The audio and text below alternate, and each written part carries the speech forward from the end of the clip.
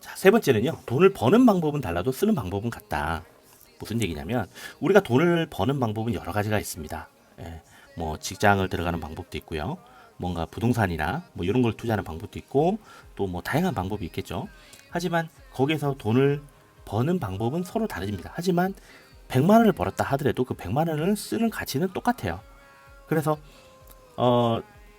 내가 부자가 되는 확률이 얼마나 될까? 요것을 한번 알아보기 위해서 지금 이 시간을 준비했습니다.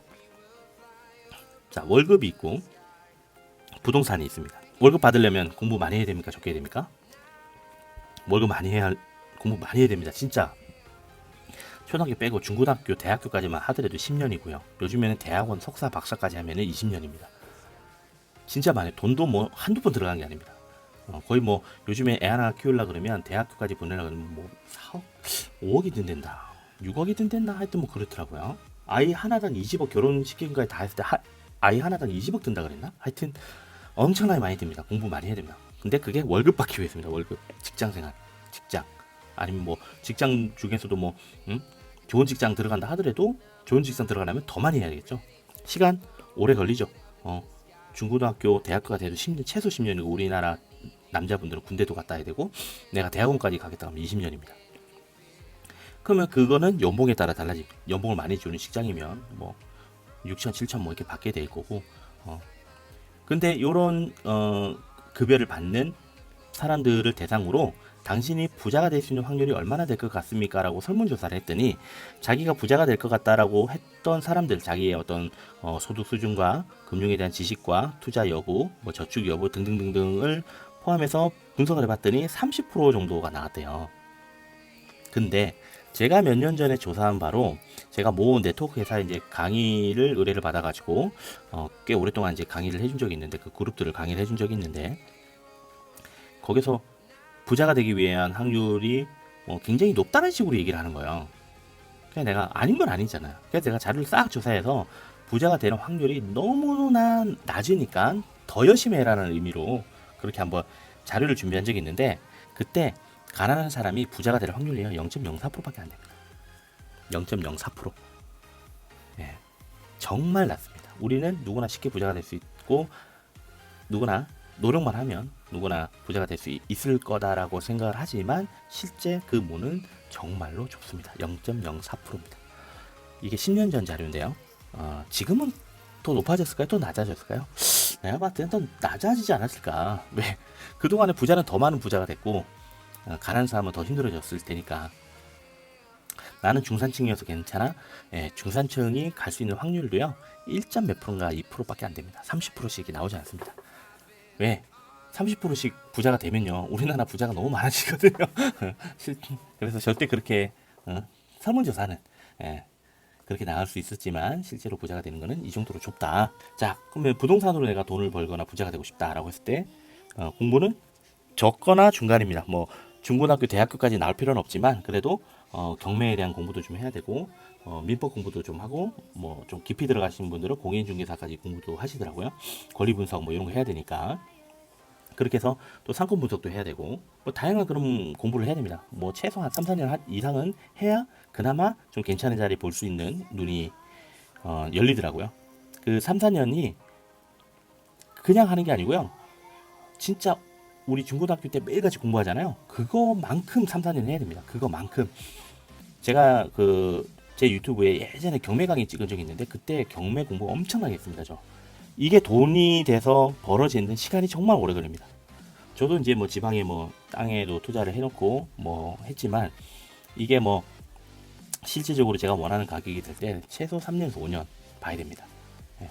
그리고 요거 할 때 1, 2차원 갖고 할 수 있느냐? 거의 불가능합니다. 1, 2차원 가지고 할 수 있는 거는 너무나 많은 사람들이 달려들기 때문에 그렇게 큰 돈을 벌지 못합니다. 최소 몇 억은 있어야 됩니다. 그러면 이거 가지고 부자 될 수 있느냐? 옛날에는 됐죠. 옛날에는. 하지만 지금은 제가 봤을 때 이제는 부동산으로 부자 되기는 어렵지 않겠나. 지금 사서는. 예전에 사놓은 사람이라면 모르겠지만 비트코인도 지금 사서는 그거 가지고 부자 되기 힘듭니다. 예전에 사놓은 사람들은 뭐 최소 뭐 3, 400만 원대 사놓은 사람들은 지금 뭐 거의 뭐 몇 프로입니까? 1000%죠. 뭐 그런 분들은 부자가 될 수 있을지 모르겠지만 그것도 한두 개 사갖고는 안 돼요. 진짜 한 10,000개씩 뭐 최소 1,000개씩 이렇게 있어야 뭐 진짜 막 부자가 되는 거죠. 부동산도 마찬가지입니다. 그때 정말 쌀 때 사가지고 그것도 한두 개가 아니고요. 10개, 20개 있어야 됩니다. 근데 지금 이제 세금도 많이 내니까 오히려 점점 진입하기도 힘들어지고 또 가격이 너무 비싸. 문제는 그 부동산세가 높아졌다고 해서 그 세금 내는 건요 1%도 안 됩니다. 우리나라 인구의 99%는 상관없는 일이에요. 내가 언젠가는 그 1%에 들 거다라는 희망은 좋지만 실질적으로 0.04%라니까요. 내가 그 1%에 들 수 있는 확률이. 그럼 뭐하러 그거 살려고 해요. 차라리 그 돈 벌어가지고 코로나 풀리면 여행도 다니고 좋은 것도 먹고 좋은 것도 있고 세상에 좋은 게 얼마나 많은데 그걸 뭐하러 부동산이잖아요. 부동산 움직이지 않는 자산인데 거기다가 뭐하러 못 거둡니까? 요즘에 자영업자만큼이나 힘든 분들이 건물주입니다. 우리 조물주 위에 건물주 있다 그랬는데 건물주들이 너무나 힘듭니다. 임대료가 안 거치고 또 공실이 너무 많이 생기니까 명동이 죽었다잖아요. 명동이. 제가 얼마 전에 명동을 나갔는데 와 명동에 그렇게 한적한 그 낙엽지는 그 한적한 거리의 명동을 걸어본 역사가 없거든요. 제가 서울에서 20년을 넘게 살았지만 저보다 오랫동안 서울에 사신 분들도 그런 경험이 있을지 모르는데 저는 요즘에 명동에 나가면 정말 한적한 거리를 걷습니다. 정말 힘든 시기입니다. 지금이. 그런 와중에 지금 부동산 미국도 부동산에 대해서는 2008년도에 서브프라임이 한번 터졌기 때문에 부동산에 대해서는 크게 저기 하지 않고 우리나라도 거기에 영향을 많이 받았고 또 가계부채 부동산을 통한 가계부채가 거의 천조 원이 1,400조라 그랬나 하여튼 너무 많은 대출이 부동산에 물려 있기 때문에 저희도 이제 규제를 하는 거고요. 일본도 부동산 거품 때문에 지금 잃어버린 경제 30년이지 않습니까? 일본이. 부동산은 돈이 안 들기 때문에 호황일 때는 좋지만 지금처럼 불황으로 넘어가면 이거는 진짜 한 나라가 망할 수 있는 부분이기 때문에 미국, 일본만 봐도 그렇죠. 중국이 지금 휘청휘청 하는 이유가 부동산 때문입니다. 예. 그래서 금융을 키우려고 하는 거죠. 금융을. 그래서 지금 이제 역병으로 인해 가지고 미국에서도 경기 부양책이 나온 건데 금융 쪽이지 부동산이 아니거든요. 우리도 금융 쪽이지 부동산이 아니에요. 자, 그러면 우리가 지금 말하는 금융은 어떤가? 저축. 예. 공부할 필요 없죠. 저축한데 뭐 공부를 해요. 그래, 습관만 들이면 되지. 정말 많이 해야 됩니다. 정말 많이. 예. 금액은 소액으로도 가능한데 이생엔 뭐 불가능합니다. 저축으로 부자 되는 거 이생엔 좀 불가능하지 않을까. 예. 연 2, 3% 이자 가지고 어느 세월에 어느 세월에 정말 오래 걸립니다. 예. 그래서 이생에는 불가능합니다. 자녀의 한 3대에 넘어가면 모르겠네.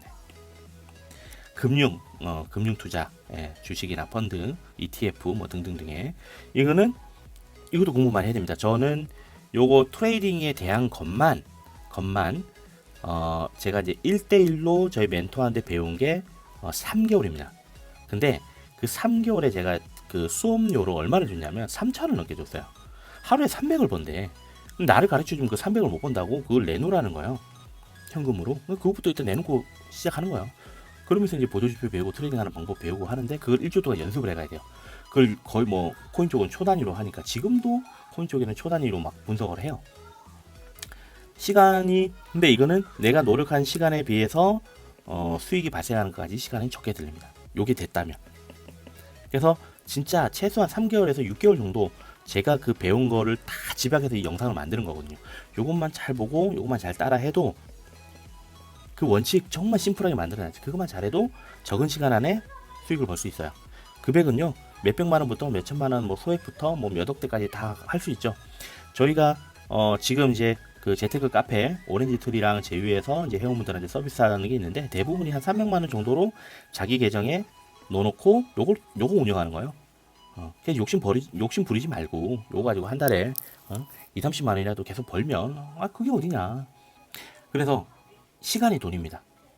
그리고 자산 소득을 높여야 부자가 될 가능성이 높아집니다. 이거는 그 로버트 기요사키의 부자 아빠 가난한 아빠에서도 나왔었고 트럼프랑 같이 지었던 부자라는 책에도 부자에 관련된 책을 다 보면요 시간이 돈입니다. 왜? 시간이 적게 걸리는데 수익을 많이 벌 수 있는 것을 하기 때문에 시간이 돈인 겁니다. 시간이 오래 걸려서 돈을 버는 거는 시간이 돈이 아니에요.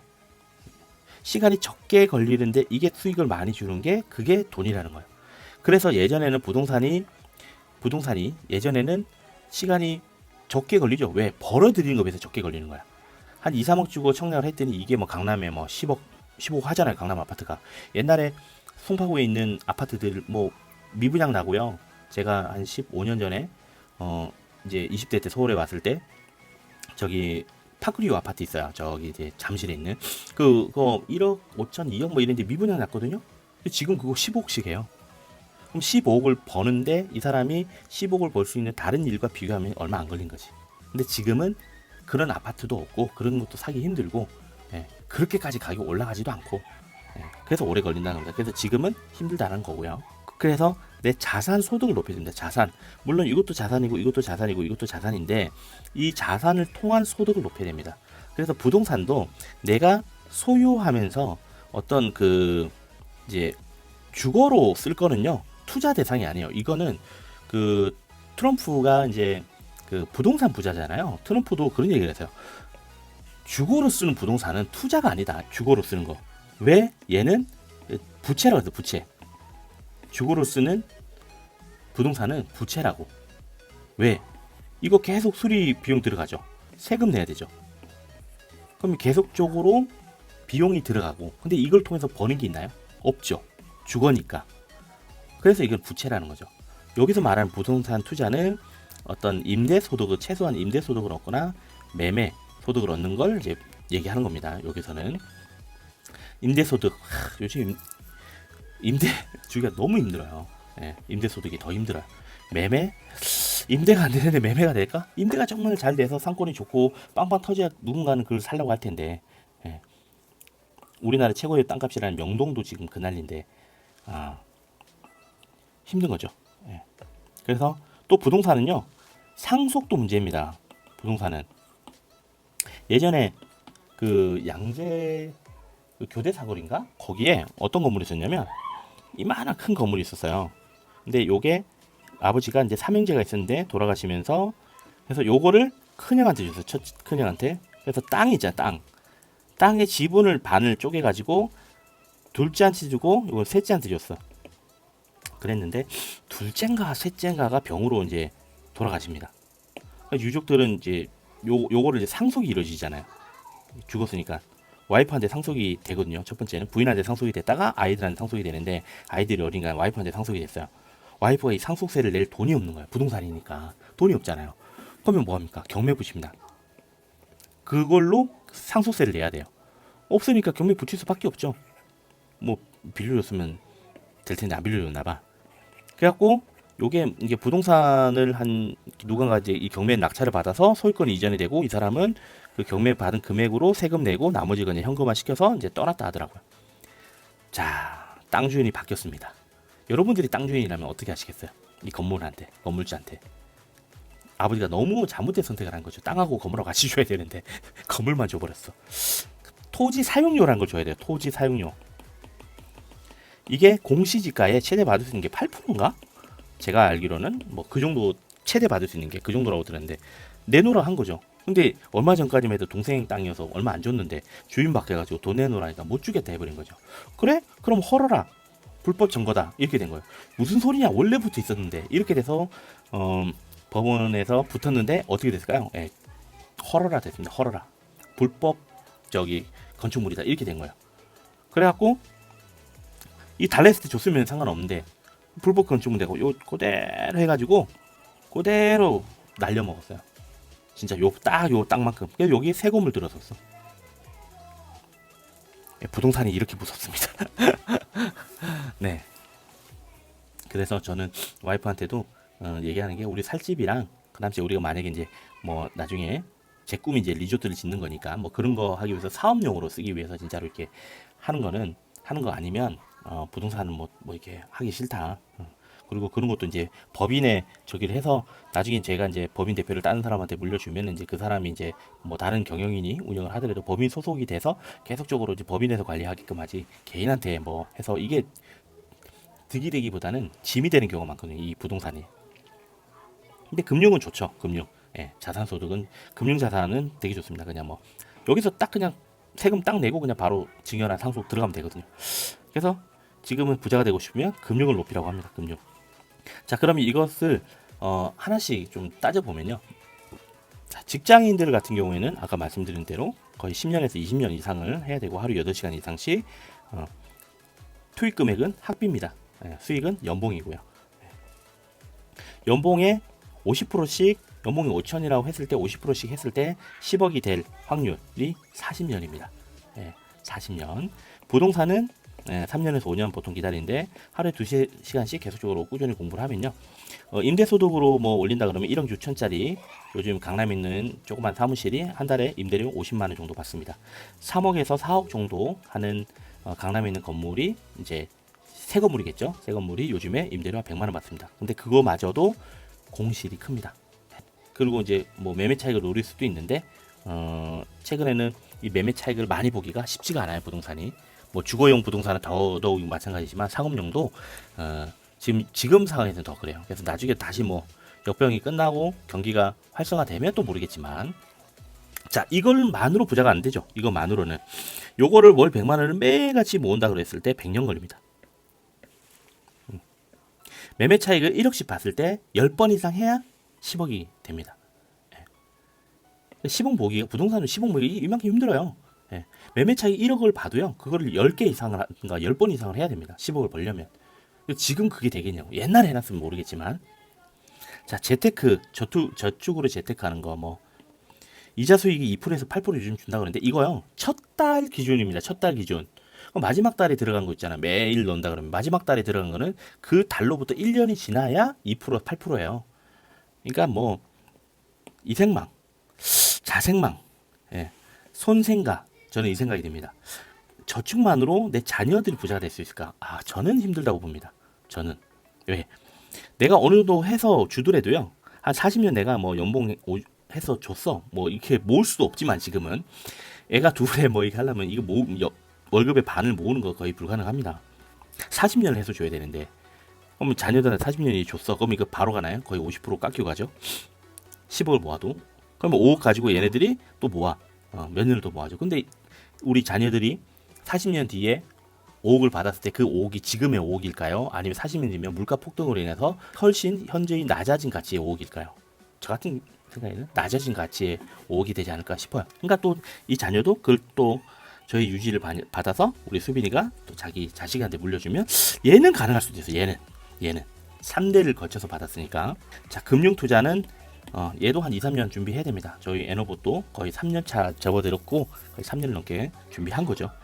물론 제가 트레이딩을 배운 거는 3개월이지만 그 이후로 6개월 이상 계속적으로 분석했고 에너봇을 만들어서 지금 5.5까지 오는데 3년이 걸린 거예요. 최소 하루 1시간은 책을 보거나 공부를 하거나 뭐 유튜브를 보거나 뭐 해야 됩니다. 1000만 원으로 월 10만에서 90만까지 많게는 수익률이 좋을 때는 90만 원까지 수익이 나고 있어요. 그래서 정말 안 좋을 때는 1%, 정말 좋을 때는 한 10%.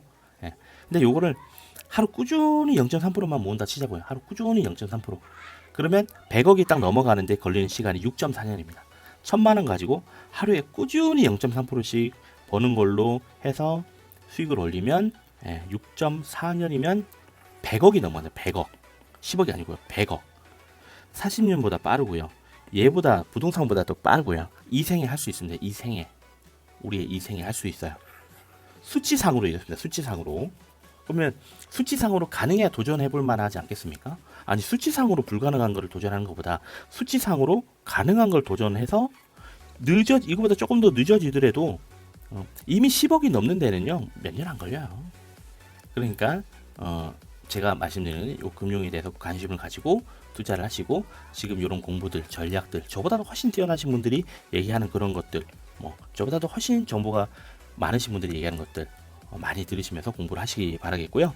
그래서 부자는 자산을 키워야 됩니다. 특히 금융자산. 그래서 시간당 자산 소득을 통해서 벌어들이는 게 내가 노동을 통해서 아니면 부동산을 통해서 버는 것보다 훨씬 빨리 부자가 되는 방법입니다. 그 방법을 익히시기 바라겠고요.